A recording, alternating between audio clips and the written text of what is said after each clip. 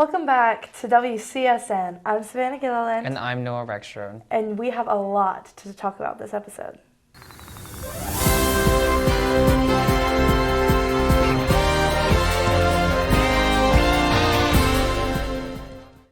Our band is well known for their hard work and dedication.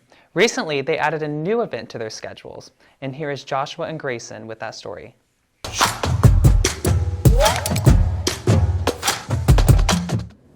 On October 19th, a new tradition was born at the downtown stadium. Close to 50 volunteers and weeks of planning resulted in the first Jammin' in the Jungle Band Festival.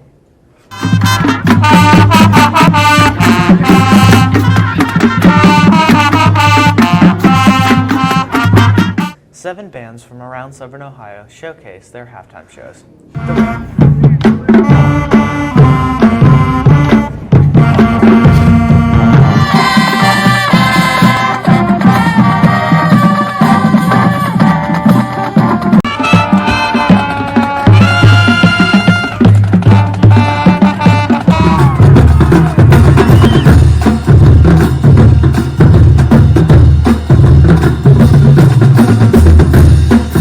The grand finale was a combined performance with all bands together playing Hey Baby and Taps.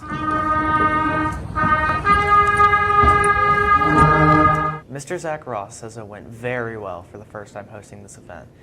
He would like to make it a yearly tradition, and he hopes to invite more bands next year. Elections aren't just happening for the members of Congress or just for the president. They're happening right here in the halls of Waverly High School. Here's Haley Akers with the economics campaigns. Hi, I'm Haley Akers, and today I will be recapping the 2024 economics presidential election, featuring Mr. Bryce Carino and the juniors and seniors representatives of Econ. This project is to teach students about how presidential parties affect our economics. The project is giving students a platform to be creative to run for a fictional election to allow them for ideas of what a school can look like. The students went through weeks of building their campaigns, from how they can help the school to even how they could help our metaphorical country. The parties went through a hard debate, discussing some interesting topics and even some serious ones. What is the best school lunch? And you are allowed to confer with your group members. All right, I'm going to put it out there. We all know Monster Cookies last. If you disagree, you're invalid. These parties stand, support, and endorse for several different sports and communities, ranging from educational programs and departments to even the most niche of sports. Voting will take place sometime next week, and the demographic will consist of Mr. Carino's World Studies and Economic classes. Don't forget to vote, and stay tuned for who the future president of the 2024 economics class will be. As fall sports wind down, winter sports are preparing for their upcoming season. Here's Kaylee and Madison with the sports news.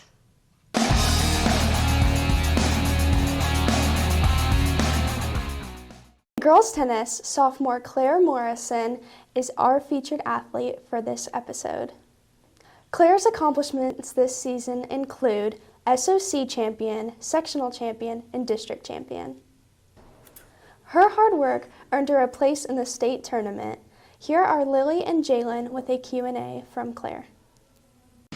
How long have you been playing tennis? I just recently started playing competitively my freshman year, but I have been playing tennis around at practices with the other high schoolers my whole life. So, How do you plan on furthering your skills in tennis?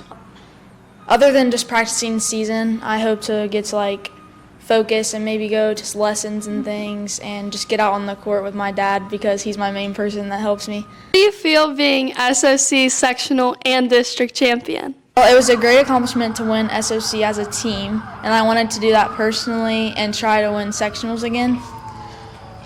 Me and Blossom ended up winning the doubles tournament in sectionals last year, so we moved on to districts and lost in the second round. So my goal for this year was to make it out of districts into state, and I'm glad that I got to accomplish that as a sophomore. How do you feel going to state as a sophomore? Well, it's definitely nerve-wracking because I've never played at state before, but I hope to just be confident and just see what I can do. The cross-country teams represented Waverly all the way to regionals at Pinkerton on Saturday. Sophomore Paisley Turner placed 35th and Gabe Clifton placed 43rd. Congratulations to both teams. Football ended their regular season with a record of 5-5. They entered tournaments last Friday and defeated the higher-ranking Fairfield Union with a score of 28-21. Friday night, they will take on Indian Valley at 7 p.m. Tickets are available on the OHSAA website. Girls basketball begins practice October 28th.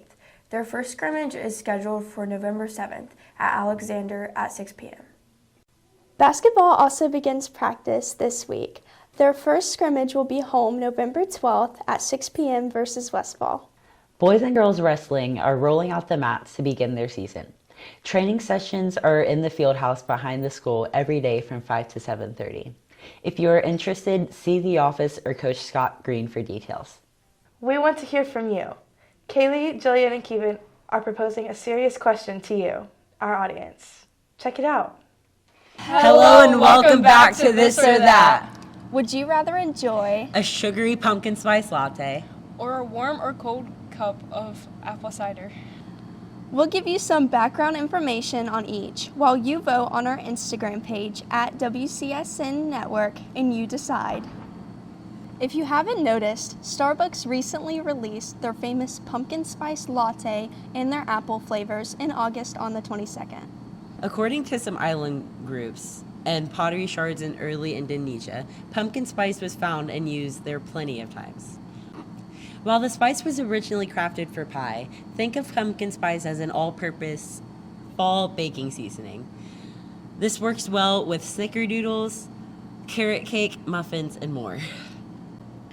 History tells us that apple cider was cleaner than water, and in the 14th century, children were actually baptized in it. It takes 36 apples to make 1 gallon of cider. Which one would you guys prefer? I personally like pumpkin spice. I like apple cider. Well, it looks like I'm the deciding vote. I'll tell you my choice after we hear yours. Follow us on Instagram and cast your vote. That was a really good question. Savannah, what would you pick? I think I would pick apple cider. I'm not a big pumpkin fan. I personally love pumpkin. I would pick pumpkin spice any day. Next are Hadley, Cami, and Max with some upcoming events from around the district.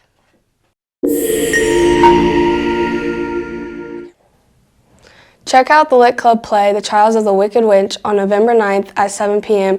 and November 10th at 2 p.m. in the high school auditorium.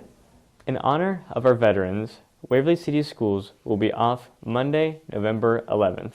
Next week, November 11th through November 17th, is National Kindness Week. So be aware of your actions and how they might affect someone's life. Here at Waverly High School, a new program is being implemented called Sources of Strength. Sources of Strength is an emotional recognition group aimed at helping students focus on positive attributes and empowering students to have strength through those qualities. A way to positively impact someone's life is through simple acts of kindness. A wave, a hello, or maybe just a simple gesture like holding the door open. So next week, remember to be kind.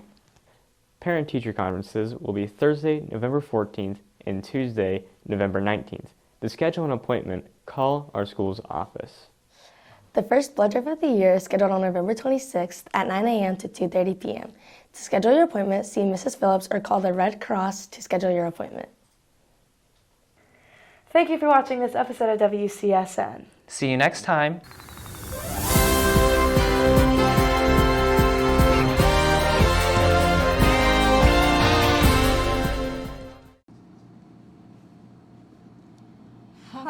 Oh, wait. We say hello. Hello, Okay.